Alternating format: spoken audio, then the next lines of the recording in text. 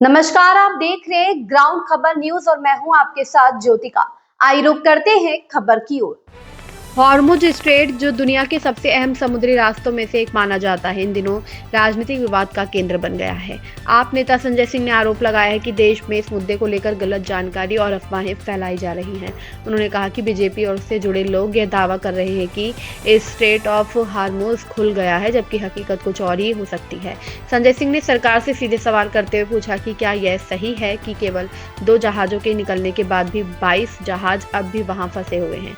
आप सांसद ने प्रधानमंत्री नरेंद्र मोदी पर भी निशाना साधते हुए कहा कि अंतर्राष्ट्रीय संकट के समय देश को सही जानकारी मिलनी चाहिए, न कि भ्रम फैलाया जाना चाहिए। उन्होंने कहा कि प्रधानमंत्री को ऐसे गंभीर समय में झूठ बोलना बंद करना चाहिए।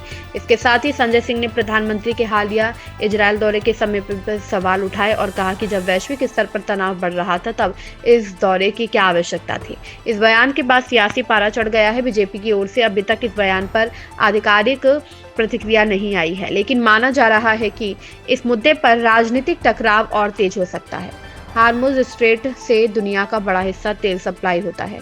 ऐसे में यहाँ किसी भी तरह की रुकावट का असर सीधे वैश्विक अर्थव्यवस्था और भारत पर भी पड़ सकता है। अब मेरा सवाल यह है कि पिछले 2-3 दिन से एक झूठा प्रचार भारतीय जनता पार्टी के द्वारा, उनके चमचों के द्वारा, उनके समर्थित मीडिया के द्वारा किया जा रहा है कि हॉर्मुज का समुद्री मार्ग खुल गया है। देखिए मोदी जी ने कितना बड़ा कमाल कर दिया।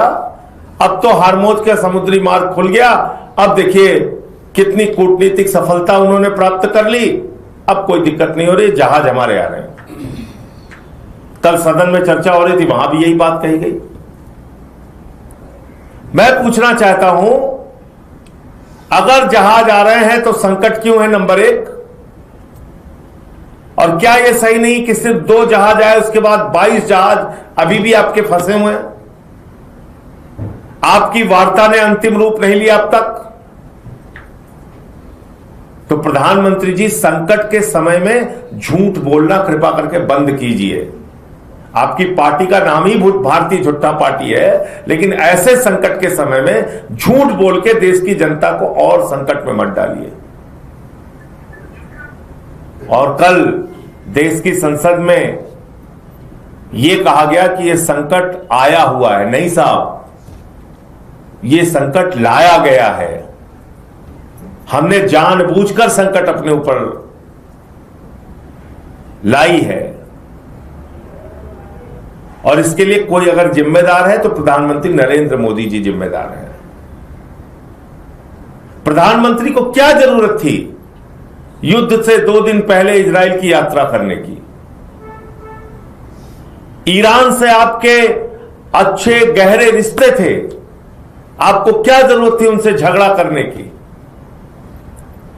और उस इजराइल के चक्कर में, अमेरिका के चक्कर में, जो अमेरिका हर दिन ट्रंप आपको अपमानित करता है, उसके चक्कर में आपने अपने परंपरागत मित्र से संबंध खराब कर लिया,